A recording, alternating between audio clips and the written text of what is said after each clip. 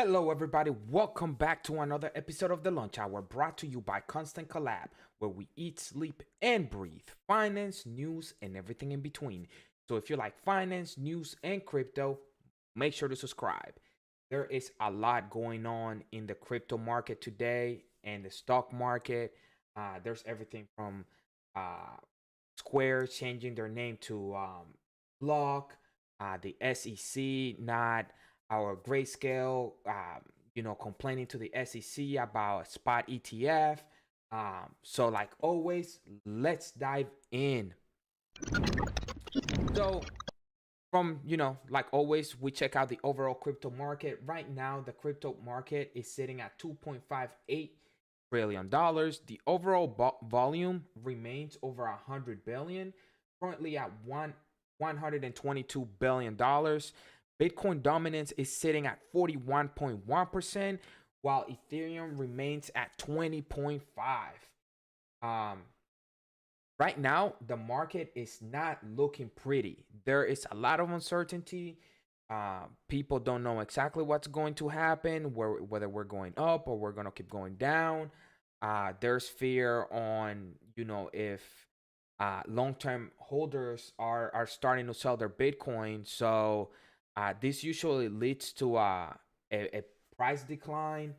So yeah, right now Bitcoin is sitting at 56,470. Ethereum is at 4,400, right around 4,500. Ethereum is down 4.5%. And a lot of crypto, they were positive for the 7-day period yesterday. And today they have turned back around and a lot of them are looking red. Solana's still up 6.5% for the 7-day period. But like I said, a lot of cryptos are red for the 7-day period. Not a good look right now. Where's Shiba? Shiba Inu is down 9% for the 24 hours and it's also red for the 7-day period. Crypto.com keeps getting pounded. It's down 12.3% for the 7-day period. However, Crypto.com has, it's high a lot for the 1 year period. I mean, those are crazy moves. So it's retracing from the all-time high. That is to be expected. There's no concern when it comes to that. Uniswap is up 3.29% for the 24 hour, but yeah, I mean, there's a lot of red in the market right now. Unfortunately, we're hoping that December is going to be a good month for crypto. And as you guys can see right below me, BitTrue token is down, Bitcoin is down, Ethereum is down, XRP 1inch. I mean, a lot of them high single digits to double digits. Cardano, as you guys can see, is up. It's in the green. So, but I mean, Cardano has been going down lately, from that eToro delisting and, just attacks by Ethereum and Bitcoin Maxi saying that nobody's building on Cardano. Cardano yesterday hit their 20 million transaction mark with no downtime and no issues. So, I mean, that's positive. But let's dive into the news. The very first article for the day is about Facebook. Facebook pairing Meta reverses crypto ad ban. Meta announced Wednesday that Facebook has dramatically expanded its eligibility for digital assets advertising as the cryptocurrency landscape has continued to mature. Cryptocurrency ads were virtually banned on the platform after January 2018, when the ICO bubble popped, leaving regulators scrambling and many retail investors underwater. Facebook did provide certain avenues for digital asset companies to run ads, but they needed to complete an extensive questionnaire that asked if they were publicly listed and what licenses they held, of which Facebook required one of 3. Now that number has expanded to 27 as the market has seen more government regulations that are setting clearer rules for the industry. Going forward, we are moving away from using a number of signals to confirm eligibility and instead requiring one of 27 licenses, Meta said in a blog. This change will help make our policy more equitable and transparent and allow for greater number of advertisers, including small businesses, to use our tools to grow their business.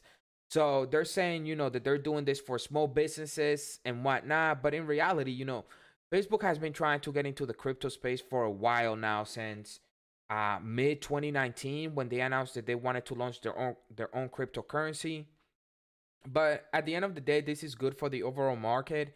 And I really hope that Facebook goes into their pursue into the crypto world, and their pursuit into the metaverse in a more public and open mindset, to allow more companies to come in and work with them, and having the metaverse be an open market where Facebook can be one of those entities operating in there, or Meta being one of those entities operating in there, whether they have their own office or whatever the case is, or their own, commercial marketplace, whatever you want to call it. But they have to go in with a more open mentality and a more community like mentality, where other companies can operate in that metaverse.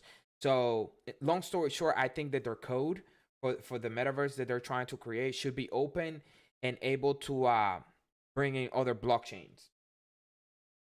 But moving on, the United States is already mining Bitcoin, says industry insider. Um, so I read this article, and it is a little misleading, the headline, and you guys will see why I say that. The United States government is already mining Bitcoin, according to industry insider and government advisor Wade Gibbs, CEO of Compass Mining. In a December 1st interview on Anthony Pompliano's Best Business Show, Gibbs and Pompliano were discussing the nation states which are mining Bitcoin. While El Salvador is openly mining the cryptocurrency, most countries remain more tight-lipped about their Bitcoin mining activities. Pompliano went on to name Venezuela as another nation that was mining digital gold, before asking Gibbs what he thought it would take the U.S. to start mining.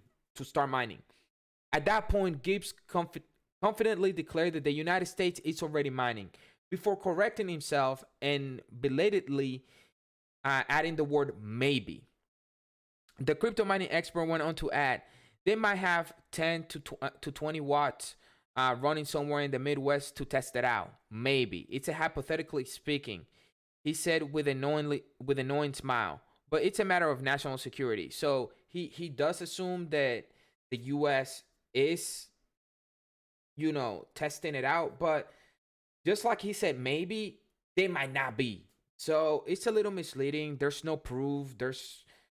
Yes, I agree with him. It is a matter of national security, and the government might be testing it out to see, if they can control it, if they can protect the network. If at the end of the day, blockchain and cryptocurrencies are a matter of national security, and the government more than likely is testing it. However, there is no proof. There is no proof whatsoever when it comes to that. So we just don't know. We don't know at all. So shifting the topic of conversation, Gibbs went on to add that Bitcoin mining will be a great method of developing nations to level up. The C-level executive went on to explain that the moves being made in El Salvador will prove themselves wise over the course of the next 20 to 30 years. And I agree with him. Those countries that are taking the lead when it comes to cryptocurrencies and implementing them in their regulations and allowing for innovation to thrive in their countries, those countries 10, 20 years, 30 years from today will definitely be ahead. It's just like when the internet was launched and the US took an innovation friendly approach when it came to the internet. It moved forward. I mean, 20 years later, we can see the advantages of the internet. And I think that's exactly what is going to happen with cryptocurrencies down the road. But moving on, Bitcoin sees first downward difficulty move in 5 months amid uncertainty over hodlers spending. BTC is in a tight battle between bulls and bears, and the network is now reacting. Data shows. Trackers revealed that this week Bitcoin difficulty snapped an 18-week green streak to post its first decrease since July. Difficulty adjusts to 20% BTC price dip. Amid cyclical short-term price action, concerns remain that Bitcoin is not done retracing from its latest 69,000 all-time highs. Having surprised analysts and even rejecting one long price model over the past months feels like uncharted territory, despite roughly doubling year to date. At the end of the day, Bitcoin is still in a bull market. Traditional market analysts might say otherwise. If a stock in the stock market goes down more than 20%, it is considered bear market territory. That doesn't apply to cryptocurrencies, in my opinion. I mean, any given day, any crypto can move down, 20%. ACH right there is down 21%. ADV down 24%. Moves like that can happen in a matter of hours, minutes, days in the cryptocurrency market. So to think that because Bitcoin is down 20%, it's in a bear market, that's a little dumb in my opinion. With Bitcoin down over 20% below the all-time high, headlines in traditional media have declared that Bitcoin has entered a bear market. Yeah, see, on-chain analytics firms Glassnode summarized in its latest weekly newsletter the week on chain. Nonetheless, network fundamentals are still taking the latest dip into account. On Sunday, difficulty fell 1.5% after rising continually for 9 straight periods. The next adjustment is currently slated to produce a further decrease of nearly 2%. Excuse me. I mean, that's fine. There's really nothing wrong with that. A combination of long-term holder selling, high open interest on derivative markets, and other phenomena could spark a continuation of the downtrend to new local lows. Open interest in leverage in options and futures at or near all-time highs, which is cause for some concerns regarding heightened flush-out potential. Funding rates suggest an only slightly positive bias, making both a long or short squeeze plausible scenarios, it concluded. I mean, again, they don't even know. Analysts don't know where the market is going. It is undecided right now.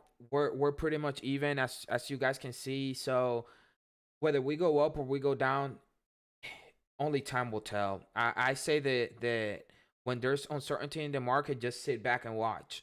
Just wait. Don't make any hasty decisions. Be patient. Patience is the name of the game. VanEck seeks to launch digital asset mining ETF. Fund group VanEck filed with the Securities and Exchange Commission on Wednesday to launch an ETF focused on the crypto mining space. The VanEck digital asset mining ETF seeks to track the price and yield performance of the MVIS Global Digital Asset Mining Index, the disclosure states. The index includes companies that generate at least half of their revenue from digital asset mining activities or mining related technology, or have projects that, when developed, have the potential to do so. The fund would not invest in the digital asset directly. The document did not indicate a ticker or expense ratio for the proposed fund. The SEC rejected the firm's proposed Bitcoin ETF, which would have invested in the crypto asset directly, last month just before the agency's 240-day review period.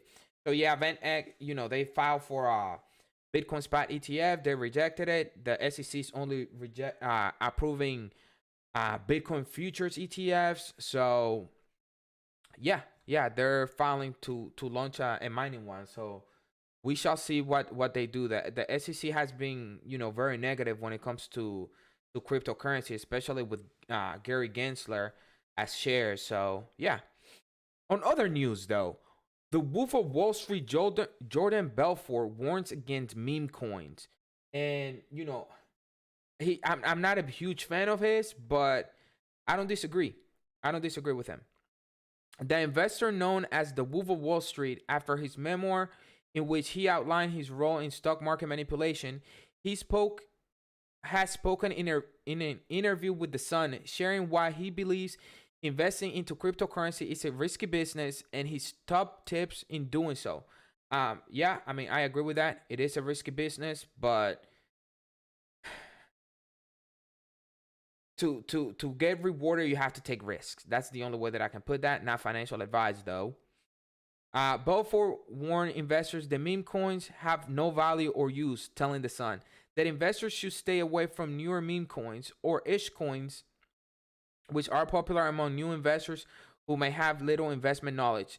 And that is so true. For some reason, um, when somebody asks me about cryptocurrencies, they either mention Shiba Inu or Dogecoins. Those are the bigger ones. And I don't understand why. And right away, I try to steer the conversation away from those meme coins. I go more into, already established projects: XRP, VeChain, Cardano, Ethereum, Bitcoin.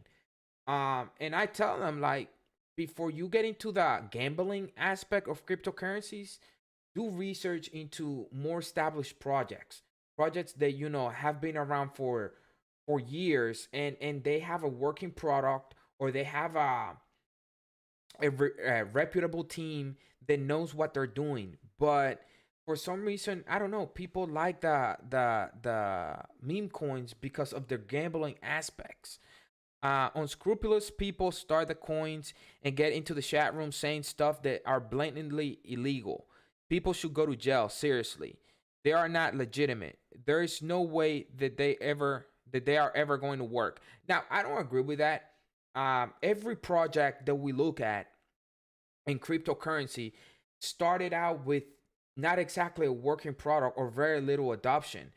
XRP, for example, when it was launched, the price was thousand millionth of a cent, and people say, "Oh, this is not," the project could have died.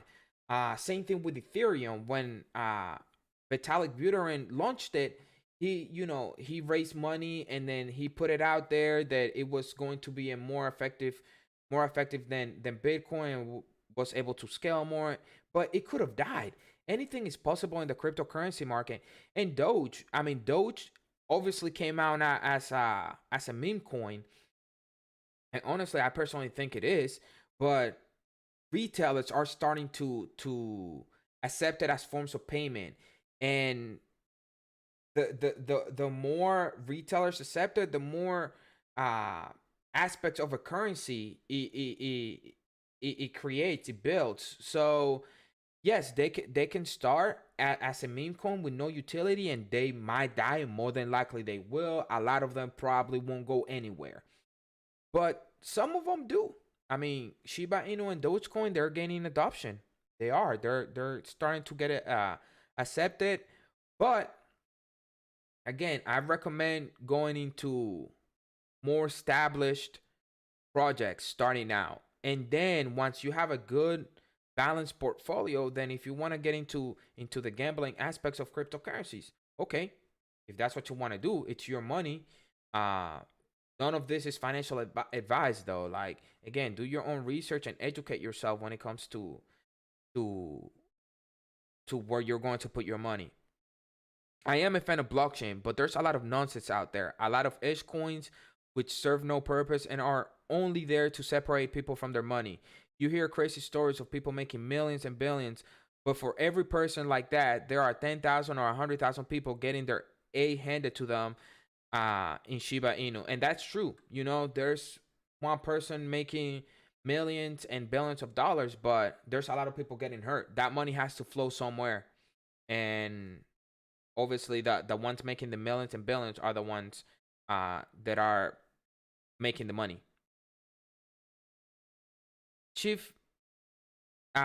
chief calls for centralization of crypto exchanges, says work with us.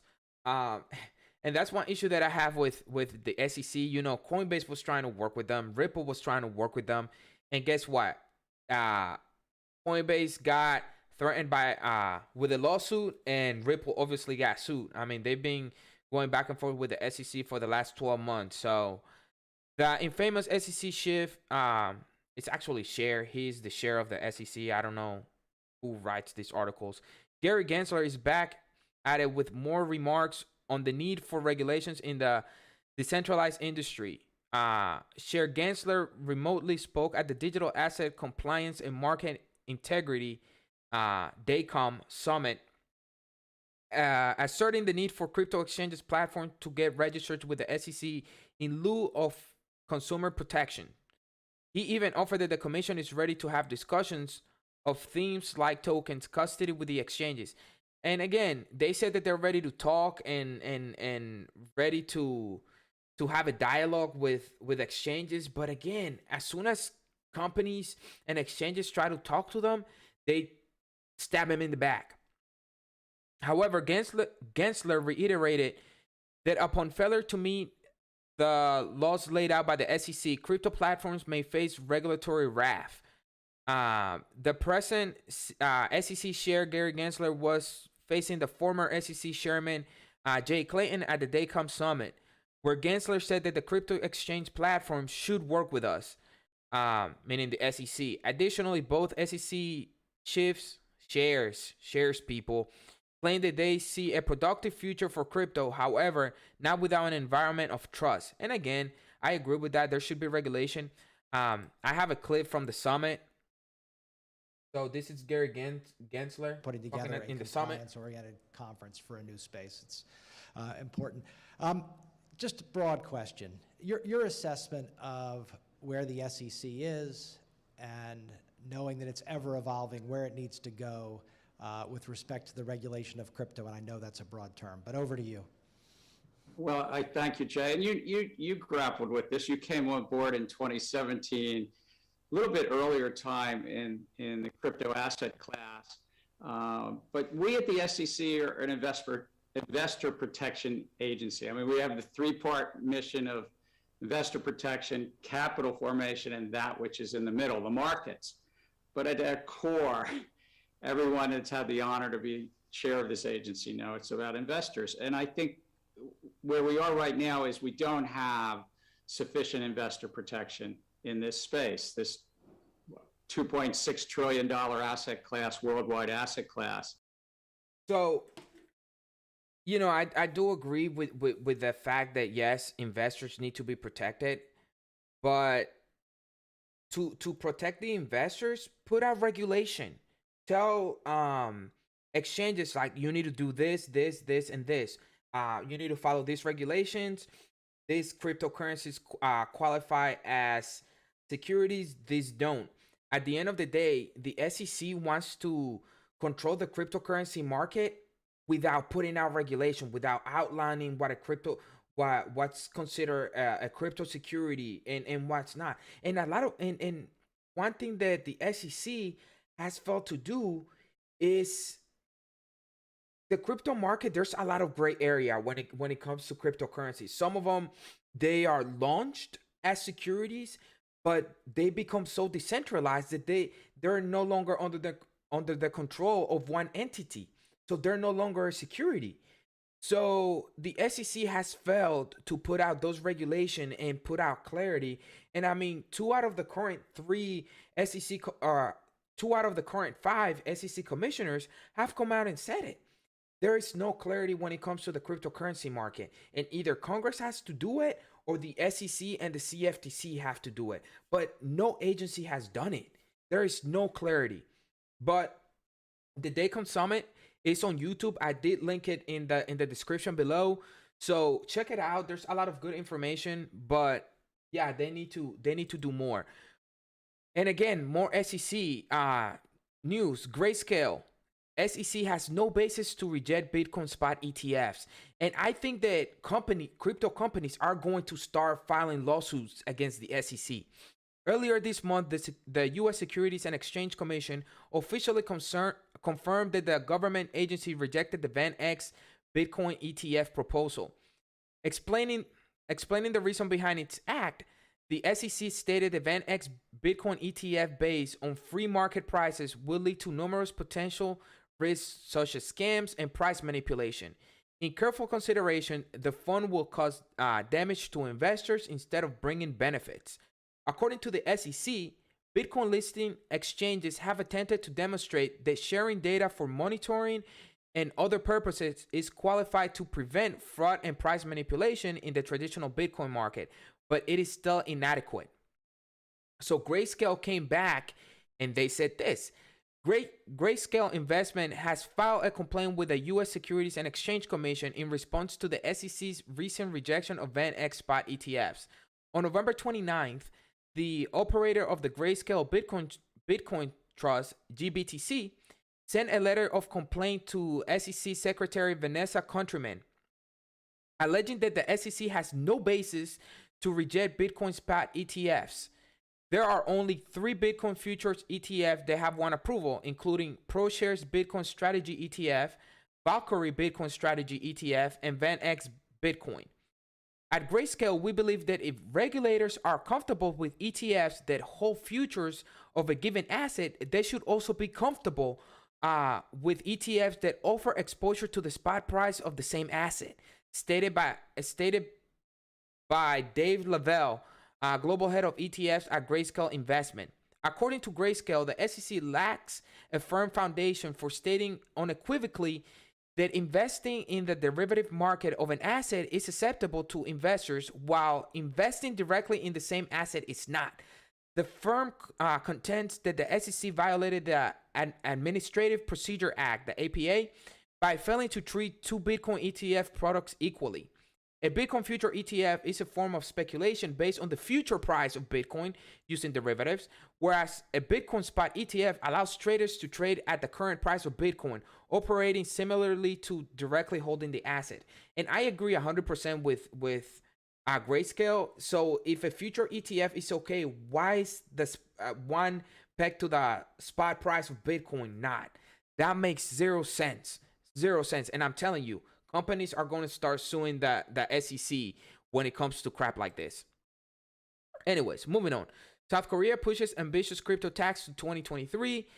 South Korea crypto tax plans appears to have hit a snag at the as the country's National Assembly has passed a bill pushing the implementation of a tax bill into 2023.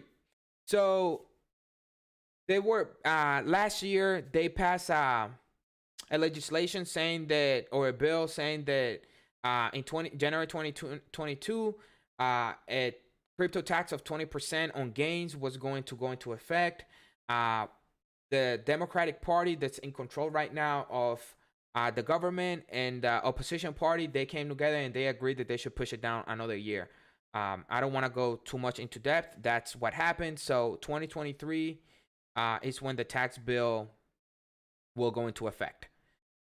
And then moving on, Jack Dorsey becomes a blockhead. So Square is no longer named Square. The overall company is actually called Block. Again, Facebook did this, changing their name from Facebook, the head company, to Meta. Meta actually runs the company now. Everything from Instagram, WhatsApp, and Facebook, the application, falls under the umbrella of Meta.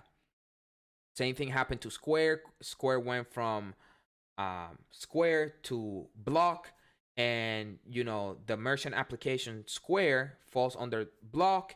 So does Tidal, the music service company, and Cash App, the peer-to-peer payment service. They did. Jack Dorsey stepped down from Twitter. He went 100% into Block now. And I think he's going to, focus more on a blockchain aspect and, more of a cryptocurrency. That he wants Bitcoin to be widely adopted. And I think that's what he's aiming to do with Square. And then on other news, Binance Smart Chain activates real-time BNB burning mechanism. BSC, Binance Smart Chain, announced that new mechanism launched over Twitter earlier this week. Its burn ratio, adjustable by governance, reportedly sits at 10% right now. BEP 95 was introduced on October 22nd with the goal of speeding up Binance burning process and further decentralizing the network. The company also theorized that this will drive up the price of BNB tokens, presumably through increased scarcity. While implementing this BEP might decrease the total amount of BNB the validators and delegators receive from staking, the fiat-denominated value of their rewards may increase, claimed Binance. This burning mechanism would further reduce BNB supplies, thus increasing demand would drive the BNB value higher. Binance has been manually conducting BSC burns since its inception. Its aim was to reduce BNB's total supplies by 50% from 200 million to 100 million tokens. One such burn was conducted shortly before BEP95 was announced, taking $640 million of the network. Binance real-time burning mechanism will work alongside the exchange's scheduled burning events. Notably, it will remain in effect even after the scheduled burn have reached their 100 million burning supply target. As BEP95 reads, by design, BNB is a deflationary token. BNB is one of my favorite tokens. I held it earlier, around 3 cents, and I think I saw at 33 cents. I kicked myself in the butt for that one. But yeah, I think it's Binance is a great company. It's a great exchange. Binance Smart Chain, they're doing great things. But yeah, on the last article for the day, Snoop Dogg builds mansion inside the Sandbox. So Snoop Dogg has been in the Metaverse. He's a huge fan of NFTs. He goes by the NFT King. But in this virtual world, one could own a piece of virtual property, land or real estate, and even develop a personal home. Transactions for properties in this digital realm are jumping, guided by the same principle in the physical world: location. The Sandbox, a metaverse giant, has tweeted the first phase of the Snoop Dogg land auction, which includes 122 regular lands, 67 premium lands in 3 states, remarkably similar to Snoop Dogg's virtual real estate. Landowners will participate in the Snoopverse, a multi-event set within the metaverse, with Snoop Dogg.